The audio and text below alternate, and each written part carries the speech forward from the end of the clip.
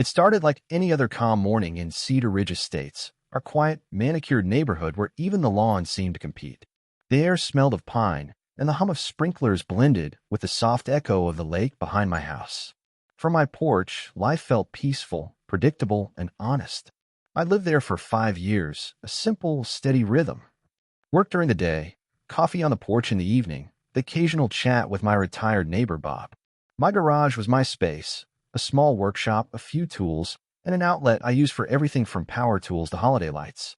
It wasn't much, but it was mine.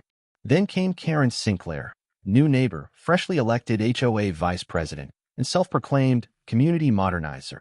She drove a spotless white Tesla, spoke in slogans about eco-forward living, and had a smile that never reached her eyes.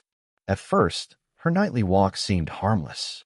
But soon I noticed something odd, her Tesla parked by my curb, a cable running discreetly across my driveway.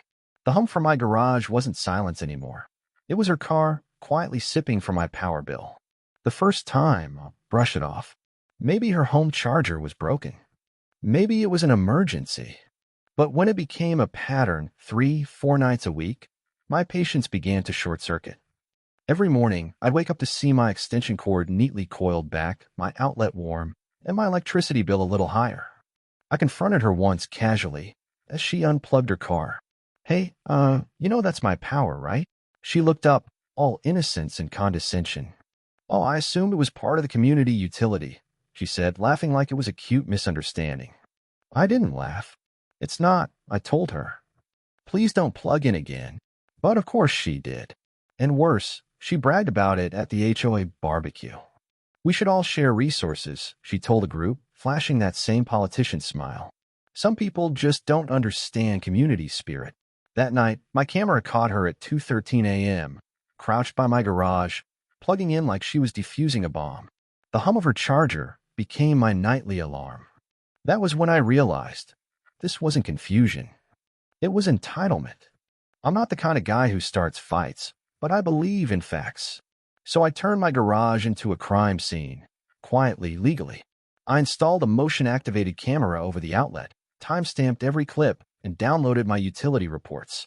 The data was brutal, power spikes every night between 1 and 4 a.m. When I showed the footage to Bob, he nearly spit out his coffee. "She's stealing your electricity, plain and simple," he said. "You could press charges." I thought about it. But small-town police don't move fast on HOA drama. I wanted something cleaner, undeniable proof she couldn't weasel out of. I even left her one last note. "This outlet is private property. Continued use will be considered theft." She crumpled it, tossed it in my flower bed, and walked away.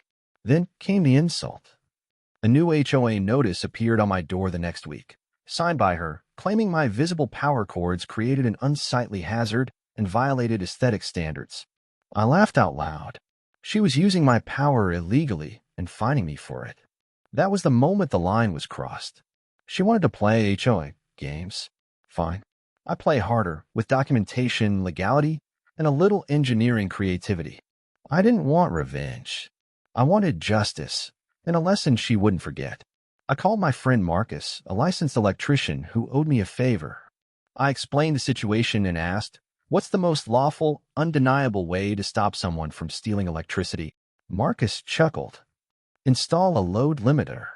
It detects overuse and automatically cuts the circuit." Harmless, legal, and guaranteed to ruin her night. So that's what we did. We fitted my garage outlet with a heavy-duty smart meter, a breaker-controlled limiter, and a visible display showing live kilowatt usage and cost. Anyone plugging in would see exactly how much they were stealing, until the limiter cut power mid-charge. We even installed a lockable weatherproof box with a sign that read, "Private outlet, unauthorized use prohibited, load monitoring active." It looked official. It was official. And I knew Karen's pride would never let her ask permission. The trap was set. All I had to do was wait for nightfall, and the sound of her precious Tesla plugging into justice. At 1:47 a.m., my phone buzzed. The motion alert lit up, movement detected at the garage. I opened the live feed, and there she was crouched under my motion light, plugging in the Tesla cable like a thief in heels. The moment the connection clicked, the digital display on the wall came alive, numbers spinning like a slot machine, 0.56 kilowatt hours, 14 cents, $0.31. Then, right on cue, the load limiter triggered. The outlet beeped twice, the breaker flipped, and her car's charging light turned red. Her reaction was priceless. She yanked the cable out, smacked the screen, and stared in disbelief. Then, instead of walking away, she tried again, 3 more times. Each attempt triggered the same cutoff, each louder and more humiliating. Finally, she stormed off, muttering something about electrical sabotage. I sat there watching the footage, half laughing, half shaking my head. The system worked perfectly. But the next morning, things took a shocking turn. Karen stood outside her house yelling on the phone, her Tesla dead silent in the driveway. "It won't start," she snapped. "It's showing battery failure codes." And that was the exact moment I knew my quiet little defense had created a much bigger storm. By noon, rumors spread faster than Wi-Fi. Karen's Tesla had been towed away, and she was telling anyone who'd listen that my outlet had fried her $20,000 battery. She posted in the community group, all caps blazing, "Neighbor sabotages electric vehicle, HOA will take action." I didn't even need to respond. The footage spoke for itself. I uploaded timestamped clips to the HOA's shared drive, along with my electrician's installation report and the device's event logs. Everything showed clear, automatic shutdowns. No surge, no tampering, no malice. Just physics and boundaries. At the emergency HOA meeting, Karen stormed in waving her arms. "He rigged his outlet to destroy my car," she shouted. Bob calmly pulled up the footage. The room went silent as everyone watched her sneak across my driveway again and again, ignoring the warning signs. When it ended, the HOA president, not Karen, cleared his throat. "Mrs. Sinclair," he said dryly, "you've been repeatedly using another homeowner's property without consent.